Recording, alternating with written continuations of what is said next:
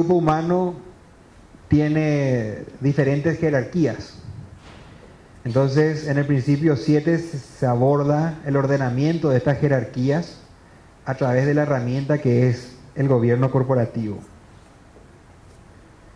Y este gobierno corporativo, ¿verdad?, además de establecer un orden funcional, tiene un desafío, que es la gestión del riesgo.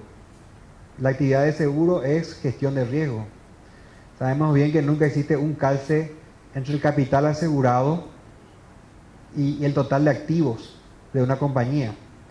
En el caso paraguayo estamos hablando de un capital asegurado que está oscilando en el monto de 50.000 millones de dólares, que es más de 6 veces el monto que tienen los bancos y financieras depositados, sea del sector público, sea del sector privado. O sea, estamos gestionando un riesgo descalzado mayor. Entonces eso requiere de mucha profesionalidad. Por eso se ata este siguiente principio, que es la gestión de riesgo, que vamos a ver de que se enfatiza en otros principios. La transparencia a través de lo que es revisión y presentación de informes al supervisor, que es una herramienta más para tener la confianza de todos los actores del mercado. No solamente de los accionistas, no solamente de los clientes, no solamente de la autoridad fiscalizadora, sino que estamos hablando de un mercado que puede cotizar, que puede cambiar su paquete accionario. Entonces tiene que ser lógicamente un sector muy transparente. Pueden haber problemas de gestión, pueden haber problemas de carácter técnico, de carácter personal. Entonces, en el principio 10 se aborda las facultades que se tienen, tanto en forma autónoma como en forma de impuesta, ¿verdad?, de oficio o a través del fiscalizador, de implementar medidas preventivas, de implementar medidas correctivas. O sea, el hecho de que van a haber problemas o de que existan problemas es normal, es natural. El desafío está en administrar esos problemas. Muchas veces para un fiscalizador puede ser lo más cómodo, ante el primer problema que tiene una aseguradora, bajemos la cortina, ¿verdad? Pero eso es una irresponsabilidad tremenda. El fiscalizador tiene la obligación de velar por la estabilidad, y aquella medida tiene que ser cuando ya no existe ninguna otra posible o un riesgo de contagio que no lo justifique. Quiero hacer un paneo de cuál es la lógica que tuvieron los supervisores al sacar este elemento muy interesante. Imponer sanciones también implica facultades para hacer un seguimiento en cuanto al cumplimiento de estas sanciones, ¿verdad? ¿Y quién aplica las sanciones? Si va a aplicar el mismo fiscalizador o este fiscalizador carece de esa autoridad y eso radica en otra instancia diferente.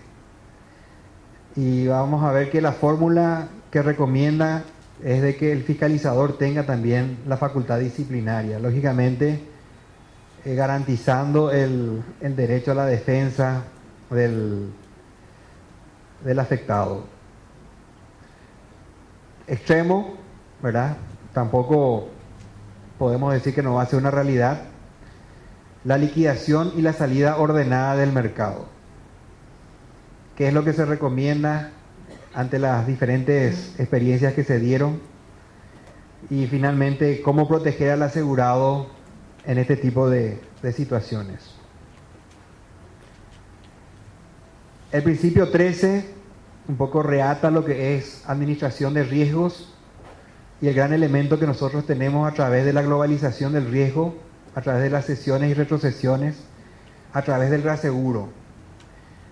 Y un poco lo que se viene innovando es de que no solamente ya es el reaseguro el único instrumento que tenemos o que tiene el sector para precisamente poder dispersar estos riesgos, sino que existen ya otras formas de instrumentos de cobertura que también pueden ser aplicados en cuanto tengan una eficiencia y una eficacia similar.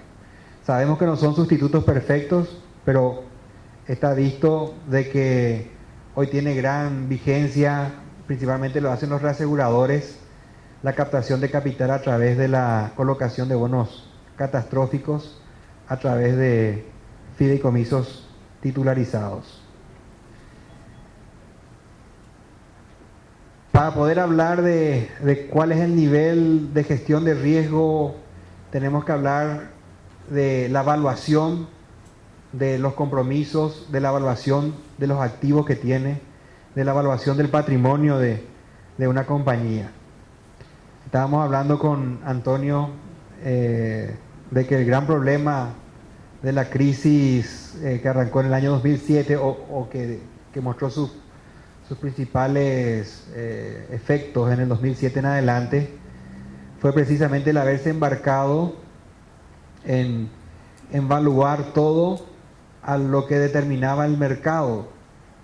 Pero ¿qué pasa si ese mercado está sobrevaluado, está muy optimista, estamos con burbujas, ¿verdad? Entonces, ¿hasta qué punto eso es prudente?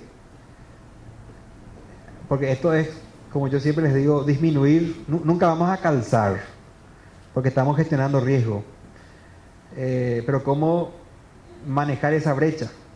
¿Verdad? No engañarnos con indicadores que nos muestran esa realidad del respaldo, de la representación. La inversión, ¿verdad? ¿Cómo vamos a administrar esos activos? Si va a haber una cartera impuesta, si eso va a ser referencial. Eso se aborda en el principio 15. Y vamos a la determinación del modelo de riesgo. En el principio 16 encontramos de que el margen de solvencia no debe ser solamente una cuestión de iniciativa del regulador, sino que mi margen de solvencia tenemos que construir cada aseguradora a través de un modelo, ¿verdad? Que puedes darnos un indicador igual, menor o superior a la solvencia regulada. En conclusión, no basta descansar en lo que dice el regulador. El regulador también tiene sus limitaciones.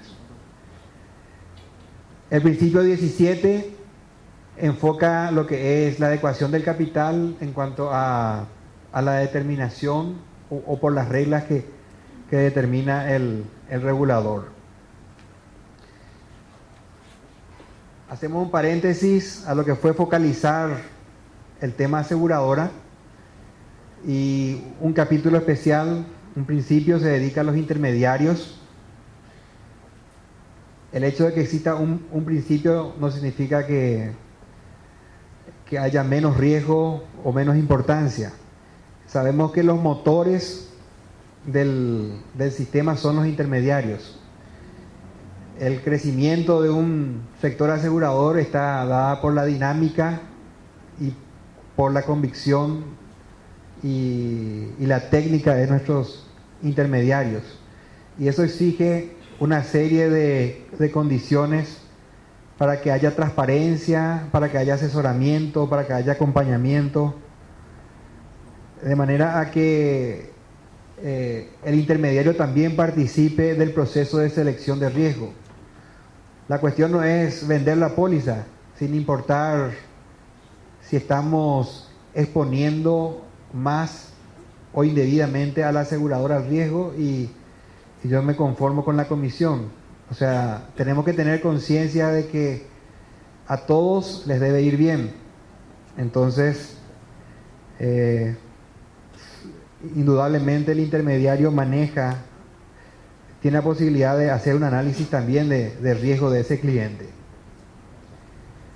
En el principio 19 hablamos de lo que es conducción del negocio, y lo que hace es focalizar el momento del siniestro, ¿verdad? Que la aseguradora esté ahí, y si corresponde indemnizar, lo haga en tiempo oportuno, a valor razonable, sin perjudicar al resto de los contribuyentes al Fondo Solidario.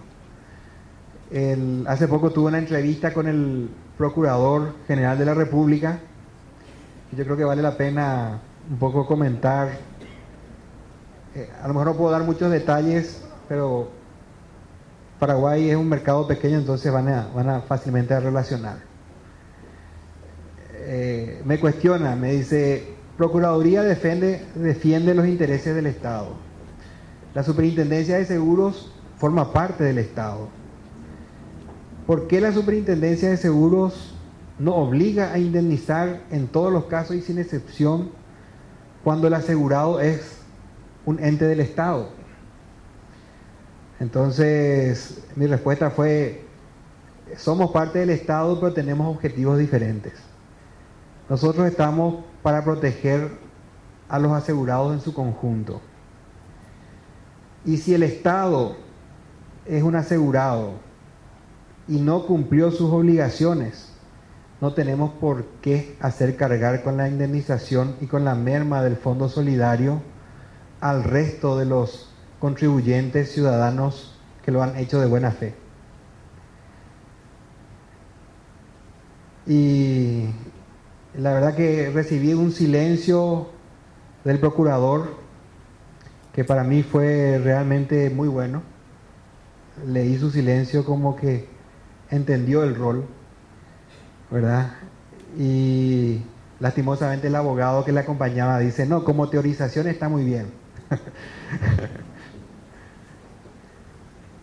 Hablamos entonces de conducción del seguro. En conclusión, si tiene el derecho, indemnizar y en tiempo oportuno. Hablamos de lo que es divulgación, de lo que es, en el principio 20, de aprovechar la tecnología, aprovechar la internet y las formas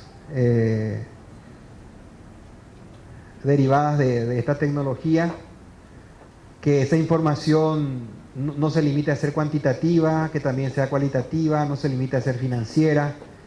Mientras mayor información se otorgue, mayor transparencia, un poco es lo que pregona este principio.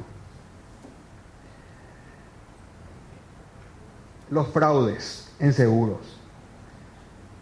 Un poco es la contracara del principio 19.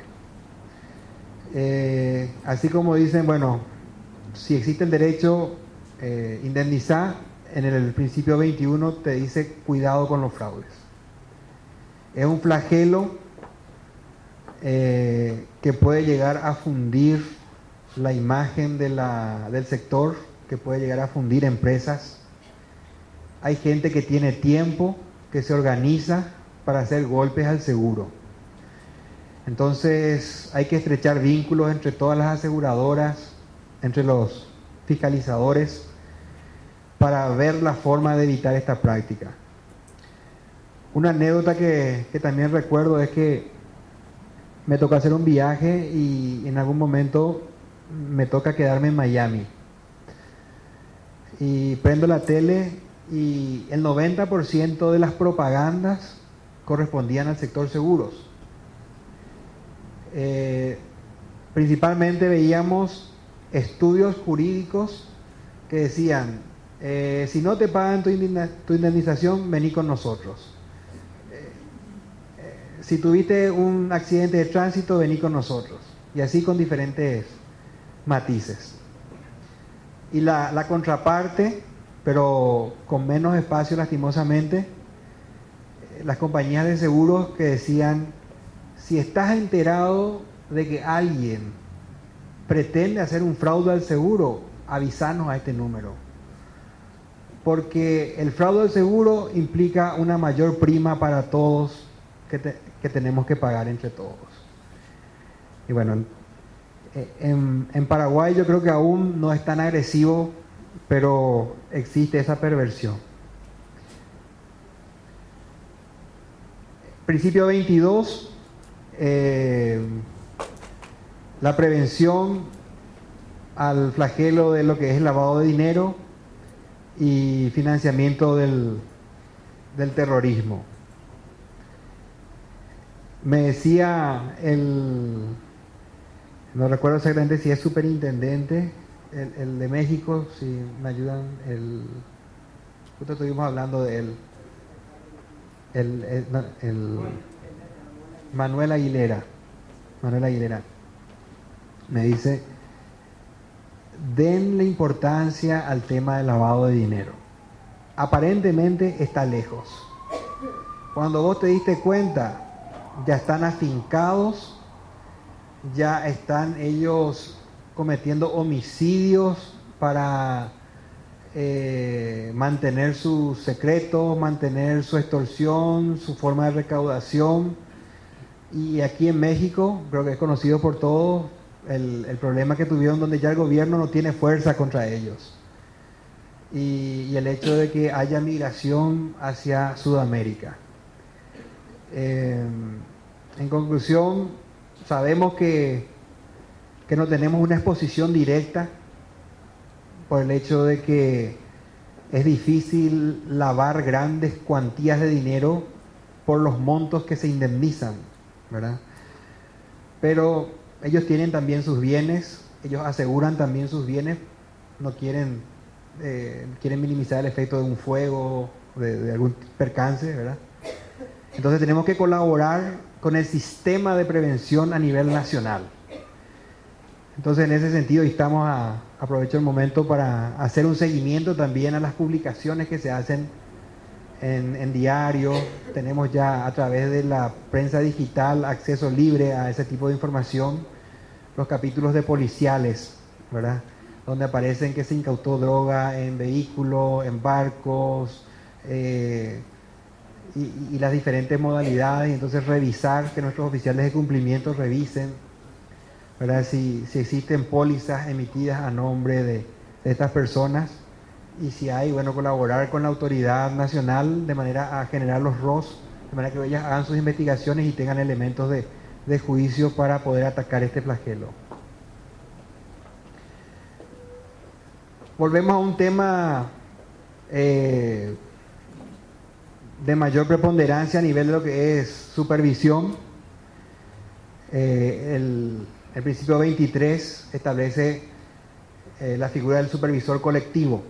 Dice de que existen ya bloques financieros, entidades que operan en seguro, que operan en banca, que operan en valores, ¿verdad?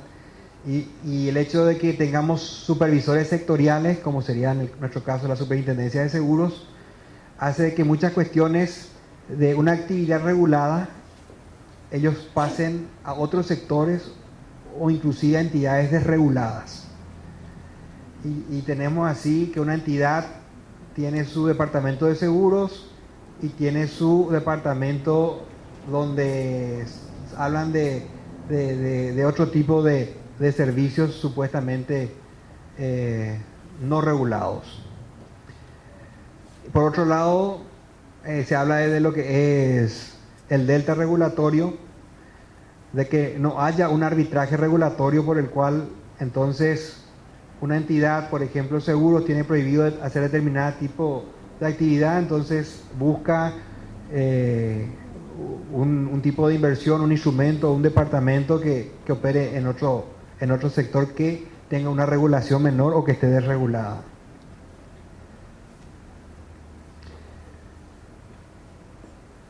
Vimos buenos análisis de los expositores anteriores de lo que es vigilancia macroprudencial.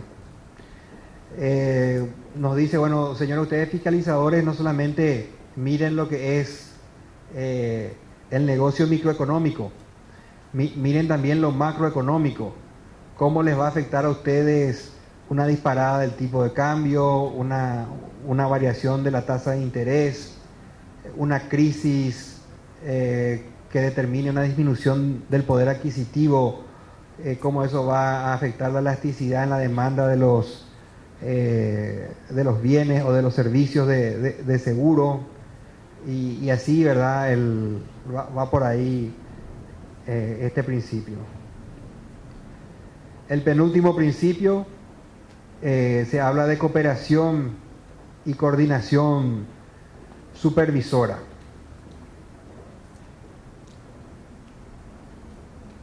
A diferencia, o está muy relacionada a la supervisión colectiva.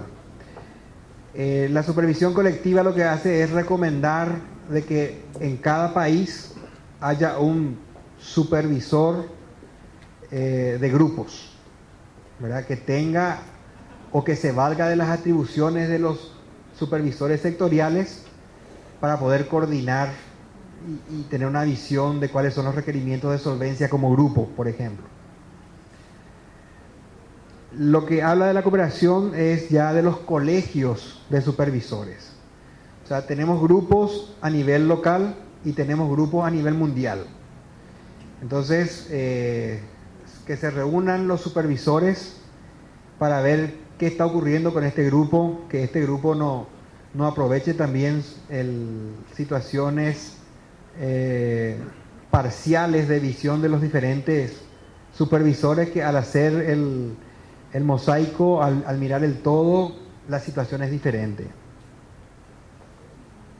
Y por último, se pone énfasis en la suma de lo que es el principio 23 y 25 para la administración de una crisis de una entidad en particular. Y dice que esa administración tiene que reunir los esfuerzos de cooperación del supervisor colectivo, principio 23, de la cooperación internacional, principio 25, un poco que es la gran lección de lo que, o sea, cuando leo esto y les va a ocurrir a ustedes, van a verle a AIG, que ver un poco, esta es un poco la lección aprendida de lo que es la administración de crisis, donde no basta con el esfuerzo que hace un país, sino que por la envergadura, por el tamaño, tiene que ser un conjunto de esfuerzos de diferentes países.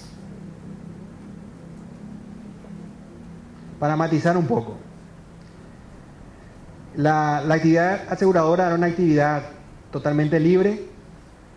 La primera intervención del Estado viene de la mano de este señor, el duque de Alba.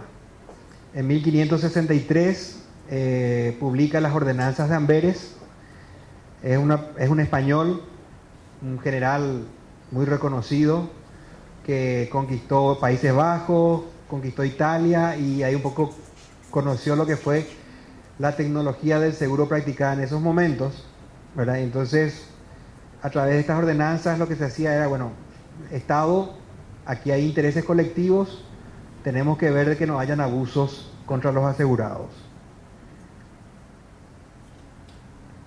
Este es un motivo de mucho orgullo para, como decía yo en mis palabras de inicio de esta actividad, el hecho de que sea una actividad tan antigua, una actividad económica tan antigua. Y no soy experto en la parte de historia, pero los libros que me tocó leer sobre que hablaban de este tema, hablan de que ya vemos organización aseguradora 5.000 años antes de Cristo en China para el tema del transporte de la producción de arroz, el transporte a través del río. Después el famoso caso del Código de Hammurabi, 3.700 años antes de Cristo. Bueno, y para nosotros los fiscalizadores, aquí está nuestro padre, ¿verdad? No sé si lo van a querer o lo van a odiar, pero... El principio 1. Enunciado, dice, autoridades responsables de la supervisión de seguros y los objetivos de la supervisión de seguros están claramente definidos. Es el estándar. Después vamos a ir a los criterios principales. Veamos qué tenemos. Cuando habla autoridades, no se refiere al hecho de que, por ejemplo, en Paraguay existe una autoridad técnica y una autoridad de tributación, sino se refiere a lo que habíamos recién expuesto en materia de si hay una autoridad sectorial y una autoridad colectiva por encima para los grupos. En Paraguay, ¿qué tenemos? Tenemos la ley 489 del año 95, que en su artículo 4 establece como función de la banca central velar por la estabilidad y por la eficacia del sistema financiero. Recuerden que en aquel entonces la superintendencia de bancos también era de seguros, o tenía también a su cargo el sector seguros, y estaba inmerso, o sigue estando inmerso en lo que es el Banco Central. Entonces, con la vigencia de la ley 827 del año 96, lo que se hace es especializar en este objetivo, estabilidad y eficacia del sistema, en el ámbito del seguro. Y encontramos que la ley establece facultades de regulador para el fiscalizador, que es una envidia, yo creo, para otras autoridades dentro del mismo ámbito nacional, inclusive a nivel internacional. O sea que aquí se cumplen los estándares de los principios básicos del seguro más importantes. La función de fiscalizador, que es obvia. Se tiene la atribución correctiva, que va inclusive hasta el desplazamiento de la administración a través de una intervención. Le da tan amplias facultades al supervisor, al superintendente, de que tiene que establecer las medidas correctivas en los plazos y en las condiciones que estime necesarias. Imagínense la discrecionalidad, pero a la vez la responsabilidad. Se otorgan facultades sancionatorias, se habla de transparencia a través de lo que es protección al usuario del seguro, información, estadísticas. Hablamos de facultades de salida de mercado a través de lo que es revocación, liquidación, fusiones, transferencia de cartera, ¿verdad? Es decir, que nuestra normativa, si bien es del año 96 y estamos hablando de principios básicos del seguro dictados en octubre del año pasado, están muy vigentes. Para quienes quieran entrar a mayor profundidad en estos análisis, pueden ver en la resolución 58 el manual de funciones de la Superintendencia de Seguros, donde se establecen cuáles son los objetivos, la organización, las atribuciones, las obligaciones.